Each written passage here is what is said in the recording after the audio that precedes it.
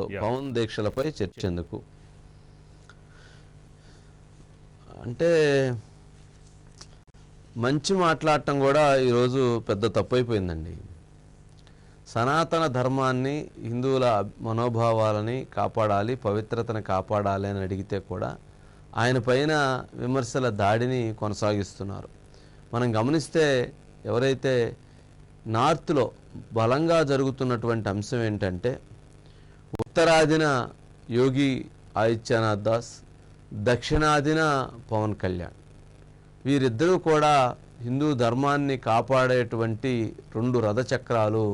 ముందున్నటువంటి నడిపించేటువంటి వ్యక్తే ప్రధానమంత్రి నరేంద్ర మోదీ గారని ఒక చర్చ జరుగుతున్నటువంటి పరిస్థితి.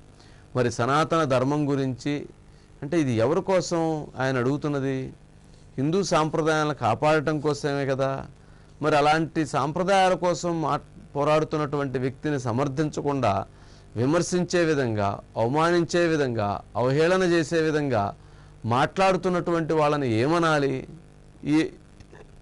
ఏమని సంబోధించాలి, ఏమని విమర్శించాలి, ఏమని చర్చించాలి అనేది ఇప్పుడు జరుగుతున్నటువంటి అంశం. అది ప్రకాష్ రాజ్ దగ్గర నుంచి మొదలు పెట్టవచ్చు, లేదా వైఎస్ఆర్సీపీ పార్టీ దగ్గర నుంచి మొదలు పెట్టవచ్చు, లేక కొంతమంది మేధావుల దగ్గర నుంచి మొదలు పెట్టచ్చు. వాళ్ళ ఉద్దేశం ఏంటి అంటే, ఆయన మాట్లాడకూడదా? వాళ్ళ హిందూ మతాన్ని జరిగిన నష్టాన్ని గురించి, కష్టాన్ని గురించి, జరిగిన అన్యాయాన్ని గురించి ఆయన ప్రశ్నించకూడదా? పవన్ కళ్యాణ్ గారు ప్రశ్నించారు అని అంటే దానిపైన ఎందుకు ఇంత గొడవ వైఎస్ఆర్సీపీ పార్టీ చేస్తుందో అనేది అర్థం కానటువంటి పరిస్థితి. ఇవాళ ప్రకాష్ రాజ్ గారికి అందుకనే ఆయనకు అవమానం జరిగింది. ప్రకాష్ రాజ్ గారికి కూడా ఆయన ఎప్పుడైతే పవన్ కళ్యాణ్ గారి పట్ల ఆయన మాట్లాడినటువంటి అంశాల విషయంలో ఇవాళ బీజేవైఎం నేతలు ఫిల్మ్నగర్ క్లబ్ ముందు ధర్నా చేశారు. ప్రకాష్ రాజ్ గారిని బొమ్మల్ని చెప్పుతో కొట్టారు, అక్కడ వారిపైన విమర్శలు చేశారు. తర్వాత రిప్రజెంట్ చేసి మా సభ్యుడిగా ఆయన తొలగించాలని చెప్పని కూడా డిమాండ్ చేశారు. మరి వీటన్నిటిని ఎలా చూస్తాము? వీటన్నిటిని ఏమని ఆలోచించాలి, ఏమని చర్చించాలి? మరి ఆయన అనవసరంగా పవన్ కళ్యాణ్ గారిని కదిలించుకొని ప్రకాష్ రాజ్ గారు కొట్టించుకున్నారు అనే దానికి అది కనపడుతుంది. ఆయన మంచి నటుడు, మంచి వ్యక్తి, మంచి ఆలోచనలు, మంచి భావాలు ఉన్నాయి ప్రకాష్ రాజ్ గారికి. కానీ అనవసరమైనటువంటి విషయాల్లో గెలకకూడదు. గెలిగితే దాన్ని ఏమంటాము, కదిలించకూడదు. ఆ కదిలిస్తే అది ఇలాగే ఉంటుందనే దానికి ఇదొక అంశంగా చూడాలి.